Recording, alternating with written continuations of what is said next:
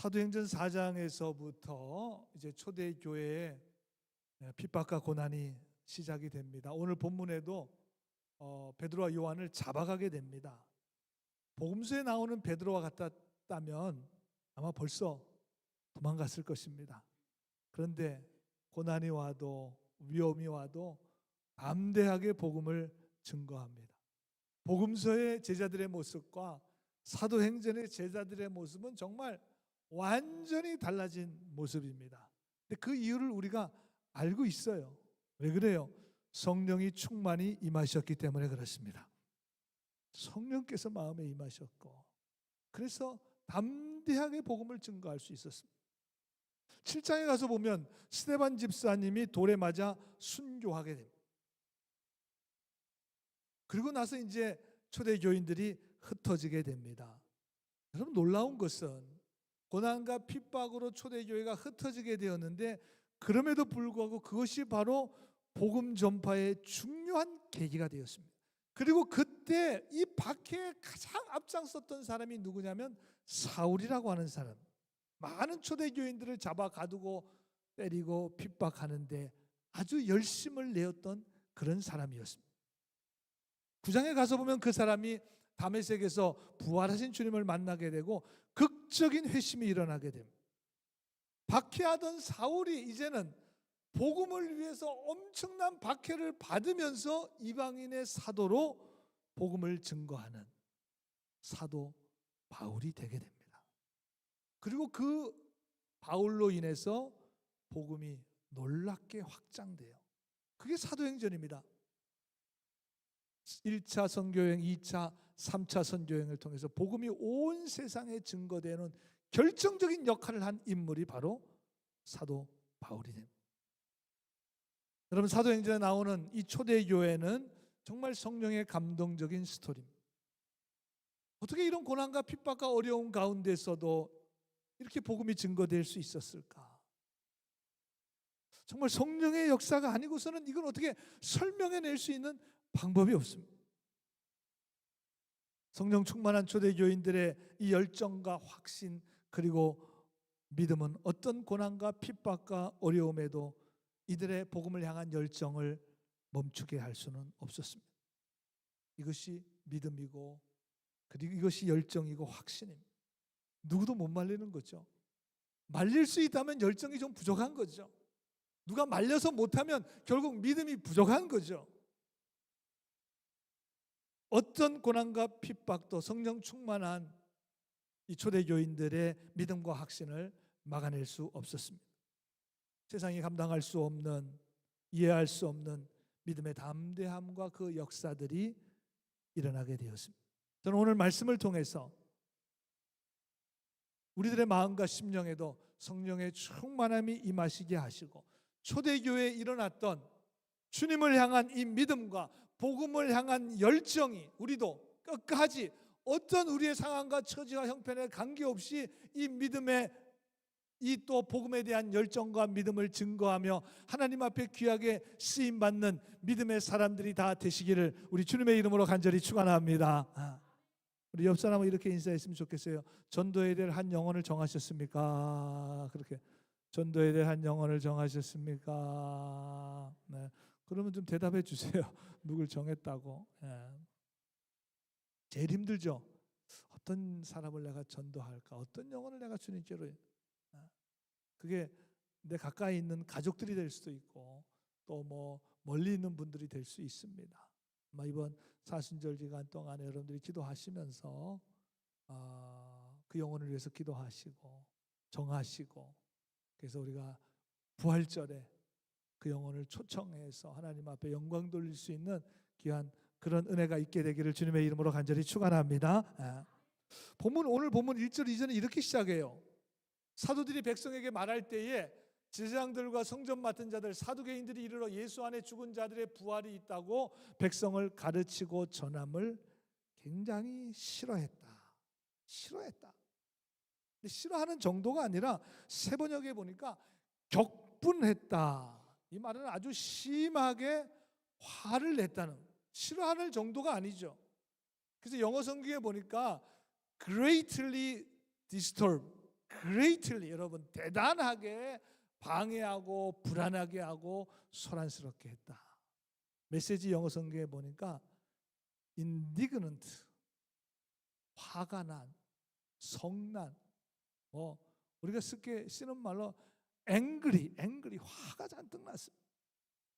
그래서 그냥 화만 낸 게 아니라 실제로 3절에 가서 보면 베드로와 요한을 옥에 잡아 가두었습니다. 사람을 가두었어요. 그냥 싫어서, 화가 나서. 이때부터 이제 고난과 핍박이 시작되었습니다. 그런데 4절에 보니까 말씀을 들은 사람 중에 믿는 자가 많으니 남자만 수가 약 5천이나 되었다. 여러분, 오늘 이 말씀이 우리에게 뭘 말씀해주고 있습니까? 사도행전의 저자는 오늘 우리에게 아주 분명하고 확실하게 말씀하고 있습니다. 고난과 핍박이 와도 성령의 역사는 계속된다는 것입니다. 믿는 사람들이 더 많아졌습니다. 하나님의 역사는 계속되었습니다. 여러분, 고난과 환난과 어려움이 복음의 역사를 방해할 수 없다는 거예요. 그렇다면 여러분, 이 말은 무엇입니까? 강하고 담대하라는 것입니다. 두려워하지 말라는 것입니다. 여러분, 예수님의 영, 하나님의 성령으로 충만한 사람은 어떤 고난과 핍박과 어려움이 와도 문제가 되지 않습니다. 놀라지 않습니다. 넘어지지 않습니다. 낙심하거나 절망하지 않습니다. 오히려 그 고난 가운데서 믿음의 사람들은 더 강해집니다. 더 담대해집니다. 더 영적으로 힘이 납니다. 여러분, 동의가 되시면 아멘. 안 되면 노멘 하세요. 안 되면. 그렇죠. 여러분, 그래서 물론 고난이 어렵고 힘들어요. 그건 맞아요. 그러나 그 고난을 통해서 더 놀라운 하나님의 능력과 은혜의 역사를 체험할 수 있기 때문에 성경은 고난이 어렵고 힘들지만 그 고난을 통해서 그 고난이 축복의 통로가 된다고 말씀하고 있습니다. 그리고 그것은 말뿐이 아니라 실제로 그렇습니다. 이 모든 사도행전의 스토리를 제일 잘 알고 있는 사람이 누구겠습니까? 사도 바울입니다. 왜? 이 사람은 직접 그리스도인들을 고난과 핍박을 주었던 당사자예요. 고난과 핍박을 주기도 했고, 또 예수님 만난 이후에 사도 바울은 엄청난 고난과 핍박을 또 받았습니다. 참, 이 사람 대단한 사람이죠. 고난과 핍박을 가했던 사람이기도 하고 고난과 핍박을 당했던 사람이기도 합니다. 근데 그 사도 바울이 이런 고백을 해요. 이 사람은 정말 확실한 고백이죠. 로마서 5장에서 3절 4절에 이런 고백을 하는데, 우리가 참 좋아하는 말씀이기도 하지만 사실 좀 이해하기 어려운 말씀 중에 하나입니다. 우리 같이 한번 읽어볼까요? 시작. 다만 이뿐 아니라 우리가 환난 중에도 즐거워하나니 이는 환난은 인내를, 인내는 연단을, 연단은 소망을 이루는 줄 알미로다. 그랬습니다. 여러분, 이것은 성경이 우리에게 고난이 뭔가라고 하는 것에 대한 너무나 분명하고 확실한 메시지입니다. 여러분, 여기서 환난이라고 하는 말은 어려움이나 불평 정도보다 훨씬 더 강력해요. 우리가 좀 힘들 때 있잖아요. 그럼 나 힘들어. 나 좀 문제가 생겼어. 그렇게 말하지, 나 지금 환난 중에 있어. 그럼 굉장히 어려운 거죠. 나 지금 환난 가운데 빠져 있어. 굉장히 지금 어려운 상태에 있다는 것을 말해주고 있습니다. 원어의 뜻도 그렇습니다. 피할 길이 없는 막다른 골목에서 느끼는 내적인 압박, 사방으로 우겨쌈을 당하여서 완전히 갇혀 있는 상태. 당시에 포도주나 올리브 기름을 짜기 위해서 아주 그냥 빡 쥐어 짜는 거 있잖아요. 빡 쥐어 짭니다. 그걸 마지막 한 방울도 쥐어 짜내기 위해서 짜는데, 바로 그렇게 힘껏 쥐어 짜는 상황. 그게 환난이에요. 환난. 엄청난 고난과 핍박과 압박이 바로 환난입니다. 근데 여러분, 우리가 살아가는 삶의 모습이 사실 그렇습니다. 아마 여기에 계신 분들 나이에 상관없이 아마 다 동의가 되실 거예요. 우리의 삶은 여러 가지 고난과 어려움과 문제의 연속입니다. 그리고 그 문제 가운데 어떨 때는 정말 감당하기가 내 힘으로 도저히 버텨낼 수 없는 그 환난이에요. 환난. 이거 어떻게 감당할 수가 없어요. 어찌 보면 우리의 삶의 모습이 이런 모습이 아닐까. 환난의 연속이 아닐까. 근데 오늘 사도 바울은 그 엄청난 핍박을 주기도 했고 당하기도 했던 사도 바울은 뭐라고 말하냐면 환난 중에도 즐거워한다. 환난 중에 즐거워한다. 영어 성경에 보니까 rejoice라고 하는 단어. 여러분 이 rejoice라고 하는 단어는 기뻐하다, 환호하다는 거, 환호한다는 거예요. 메시지 NRSV 성경에서는 그래서 아마 boast라고 하는 표현을 썼는데 저거는 자랑하다, 뽐내다는 거잖아요. 환난이 오는데 지금 힘들어 죽겠는데 그 환난을 막 자랑하고 환호하고 막 뽐내라는 것입니다. 여러분 저런 사람이 누가 있어요? 아니 환난이 오는데 막 기뻐하고 환호하고 막 그 환난을 막 뽐내는 사람 바보입니까? 바보가 되라는 말씀입니까? 이 말씀이? 어려움이 와도 그냥 웃고 다니라는 겁니까? 그건 아닐 것 같아요. 어려움이 오고 환난이 오면 힘들고 참 어렵습니다. 그렇다면 환난 중에도 즐거워하라는 말은 저 말의 의미는 뭘까? 여러분 환난 중에 있어도 그 고난과 환난이 여러분의 믿음을 약하게 할 수 없다는 것입니다. 환난이 성령의 능력보다 크지 못하다는 것입니다. 성령 충만한 우리들을 절대로 여러분 흔들어 놓을 수 없다는 것입니다. 여러분 믿어지시면 아멘 합시다. 아멘. 그렇죠. 바보가 되라는 말이 아니라 웃고 다니라는 말이 아니라 어떤 고난과 환난이 우리 앞에 닥쳐지자도 우리의 믿음을 절대로 흔들어 놓을 수 없다는 것입니다. 여러분 초대교회 교인들의 모습이 이랬습니다. 여러분 2000년 전의 신앙과 우리의 신앙이 다른가요? 똑같습니다. 똑같아요. 여러분 오늘 이 말씀은 오늘 그리스도인들이 바로 이런 사람들이라는 것입니다. 우리 원래 이런 사람들이라는 것입니다. 여러분 분명히 아셔야 됩니다. 우리는 이런 존재들이라는 것입니다. 조금 어려움이 온다고, 좀 시련이 온다고,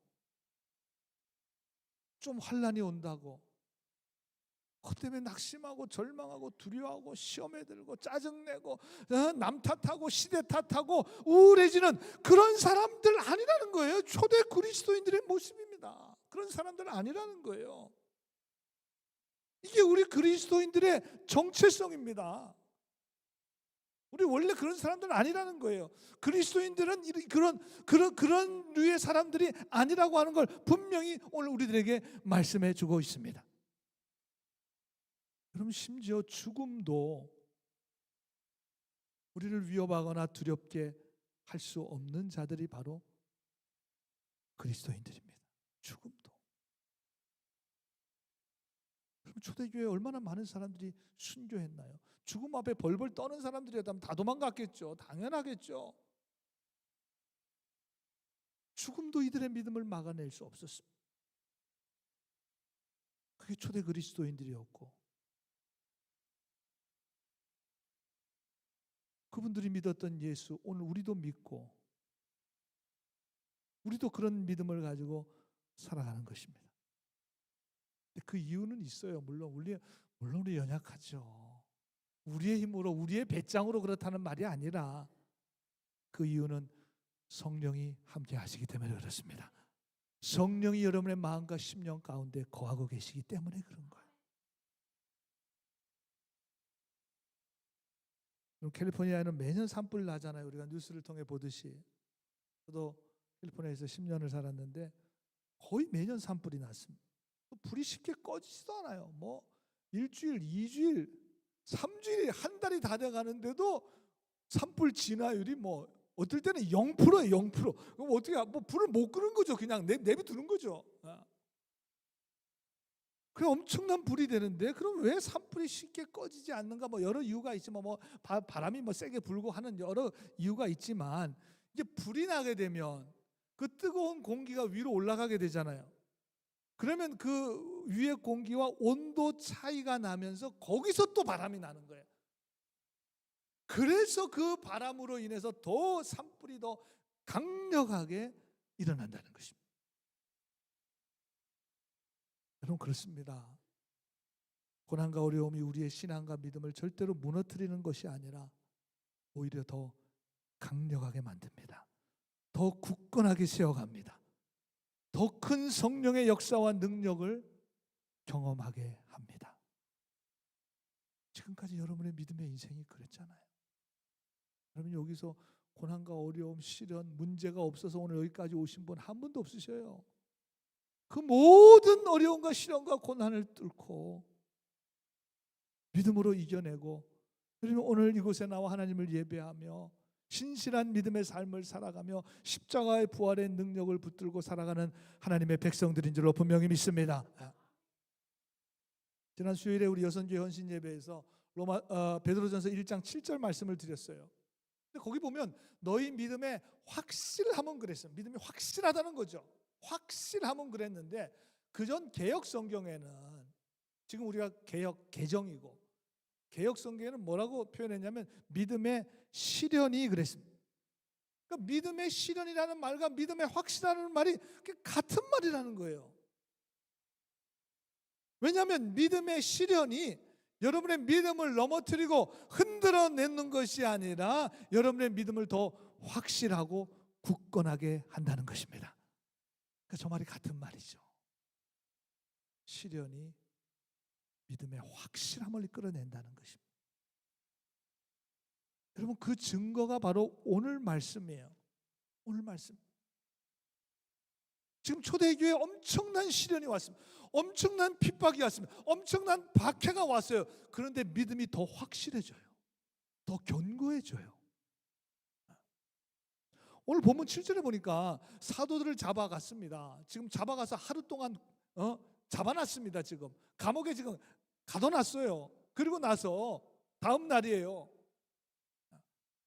여러분 갑자기 여러분들 누가 잡아가가지고 하루 어디에 감금해 놓다가 그 다음 날이었다고 생각해 보세요. 말이나 제대로 나오겠습니까? 두려움에 어떻게 할지 모르는데 이 사람들이 그 권세를 가지고 있는데 그 사도들을 잡아간 성전을 맡고 있는 관리들, 장로들, 서기관들, 대제사장, 사두개인들이 그 사람들이 묻는 거예요. 사도들을 가운데 세우고 딱 가운데 세워놓고 여러분 죄수 다듯이 딱 가운데 세워놓고 생각해 보세요. 여러분 얼마나 살벌한 상황인지. 그러면서 뭐라고 묻냐면 도대체 너희가 무슨 권세와 누구의 이름으로 이 일을 행하느냐? By what power? By what name? 누가 너네들한테 이런 힘을 줬냐? 누가 이렇게 할 수 있느냐? 여기는 우리 구역인데. 영화 같은 데 보면 나와발이라는 말을 써요. 옛날에 저도 썼던 것 같아요. 나와발인데 그 인터넷에 찾아보니까 일본말이더군요. 나와발이 이게 구역이라는 말이에요. 내 영향권 아래 있다 그 말이에요. 내 나와발인데 여기가 도대체 누구의 허락을 받고 이런 일을 하는가? 여러분 저 번역은 제 번역입니다. 제 번역이 전 성경에 없어요. 그냥 제가 저 말이야. 도대체 누구의 여기 내 구역인데 누구의 허락을 받고 지금 너희들이 이런 일을 행하고 있는? 여러분, 권세는 하늘의 권세와 이 땅의 권세가 있습니다. 하늘의 권세는 하나님 주시는 영적인 권세입니다. 하나님의 자녀로서의 권세입니다. 성령의 능력을 말하는 것입니다. 여러분, 사모해야 될 줄로 믿습니다. 우리가 하늘의 권세를 사모해야 돼. 하늘의 권세를. 근데 지금 오늘 이들은, 이 사람들, 이 사도들을 세운 사람들은 땅의 권세를 가지고 있는 사람이에요. 그 당시에 예루살렘의 권세를 가지고 있는, 다시 예루살렘 성전의 권세를 가지고 있는 사람들이에요. 이 사람들이 위협하는 거죠. 내가 지금, 우리가 이 성전의 이 모든 권세를 가지고 있는데 도대체 너네들은 지금 누구의 권세를 가지고 누구의 허락을 받고 일을 행하느냐. 상당히 위협하는 말입니다, 사실은. 여러분, 교회의 타락, 성도들의 타락은 바로 여기에 있습니다. 교회가 하늘의 권세와 관심을 가지지 않고 땅의 권세와 관심을 갖게 되는 것입니다. 하늘의 일, 영적인 일에 관심을 갖지 않고 사람들에게 인정받고 관심을 받고 높은 자리에 올라가는 것, 이것이 바로 교회의 타락이에요. 성도의 타락입니다.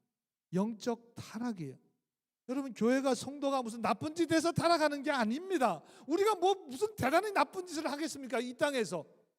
이 땅에 살아가는 그리스도인들이 살아가면서 대단히 무슨 세상에서 나쁜 짓을 하겠습니까? 근데 우리가 타락했다고 하는 거, 교회가 타락했다고 하는 건 뭘 말하는 거예요?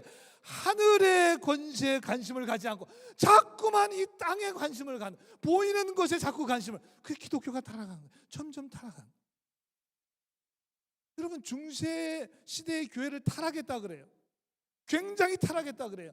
굉장히 타락의 극치를 겪는다 그래요. 그래서 그때 종교개혁이 일어났습니다. 왜 타락했나요? 세상의 권세를 가지고 있었어요.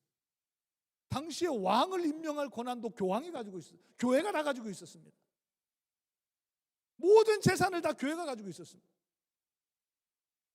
세상의 것에 관심을 두고 살았습니다. 교회가 타락한 거죠. 성도가 타락한 거죠. 오늘 예수님 시대에 이 사람들,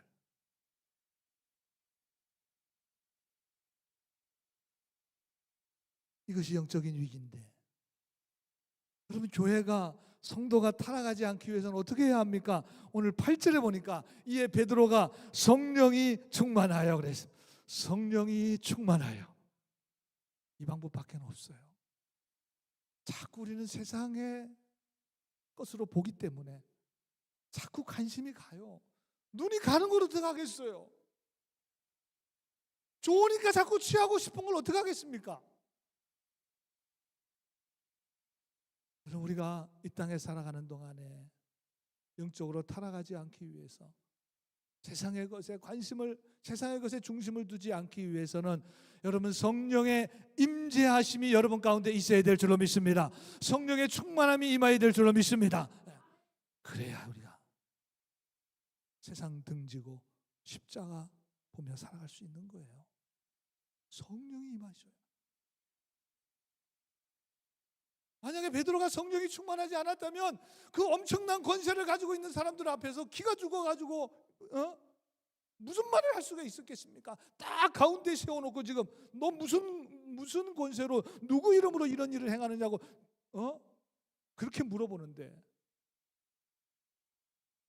하나님 주신 권세 아니고는 아무런 대답을 할 수 없어요. 성령이 충만했습니다. 당시 성전에 있었던 자들은 분노와 불쾌함과 자기 주장으로 땅의 권세에 관심을 가지고 있었습니다. 하나님의 생각이 아니라 자기들의 생각입니다. 자신들의 이익과 반대되는 이들을 헐뜯고 위협하고 공격하는 자들이에요. 그러니까 초대교회에 엄청난 공격을 가한 거죠. 왜냐하면 자기들의 권세를 가지고 있다고 생각합니다. 그러나 베드로는 성령이 충만한 사람들이었습니다. 성령께 사로잡혀 있었습니다. 성령의 인도하심을 받고 있었습니다. 그들의 위협 앞에서도 하늘의 권세가 있기 때문에 두려워하지 않고 담대하게 말했습니다. 성령 충만한 베드로가, 여러분, 이 위기의 상황에서, 여러분, 오늘 본문 12절에 너무나 귀한 고백을 해요. 이 말씀은 정말 기독교의 핵심이고, 만약에 이 고백이 없었다면, 초대교회에 핍박받는 이 사건이 없었다면, 그래서 저 말씀이 기록되지 않았더라면, 이 믿음의 고백이 없었다면 기독교가 이렇게 강건하게 세워질 수 있었을까? 성경에 정말 많은 구절들이 있지만 정말 기독교의 핵심을 가장 강력하고 분명하게 말씀해 주는 고백이 오늘 4장 12절의 고백입니다. 우리가 저 말씀으로 같이 한번 읽어보겠습니다. 시작. 다른 이로서는 구원을 받을 수 없나니 천하 사람 중에 구원을 받을 만한 다른 이름을 우리에게 주신 일이 없습니다. 아멘. 오직 예수 그리스도를 통해서만, 오직 예수로만 구원과 영생을 얻을 수 있다는 것입니다. 엄청난 고백이잖아요. 세상 권세와 세상 어떤 권력 무서워하지 않겠다는 거예요. 우리를 구원해 주시는, 우리에게 소망이 되시고 능력이 되시는 분은 오직 예수 그리스도라는 것입니다. 오직 주님입니다. 그럼 저 말씀 여러분도 아마 좋아하시는 말씀일 거예요. 내 믿음이 흔들릴 때가 있습니다. 어려움과 고난과 환난으로 의심과 불안한 마음이 들 때가 있습니다. 예수님을 믿으면 정말 구원받고 영생을 얻고 죽음을 이기며 부활하면 영원한 하나님 나라의 소망이 있을 수 있는가?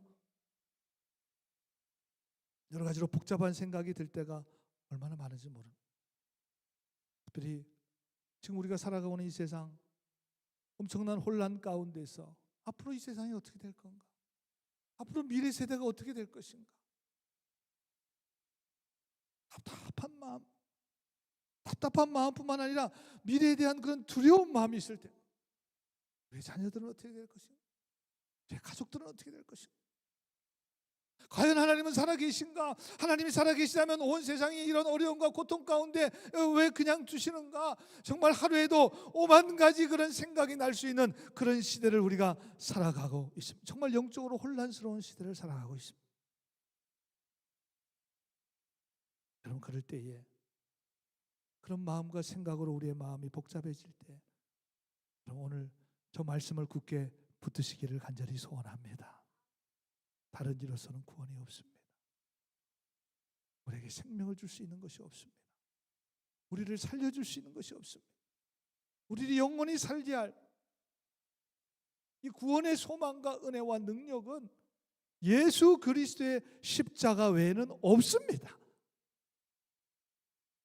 없습니다.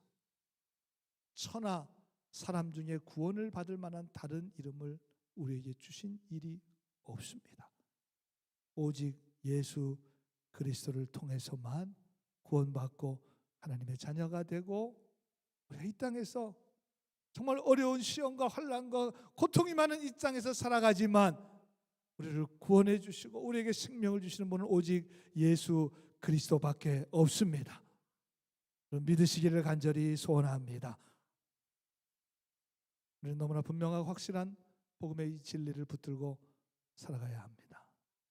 너무나 불확실하고 어두운 세상 가운데 우리 살아가고 있지만, 오늘 시대 가운데 우리에게 소망을 주시는 분, 우리에게 구원을 주시는 분, 여러분 그분과 함께 그분을 붙드시고 또 그분이 우리의 소망과 구원임을 확신하시며 이 험난한 세상 가운데서 어떤 시험과 어려움이 와도 여러분의 믿음이 흔들리지 말고 더 견고한 믿음으로 하나님 앞에 살아갈 수 있는, 참된 그리스도인으로 살아갈 수 있는 여러분들 모두가 되시기를 주님의 이름으로 간절히 축원합니다. 축원합니다.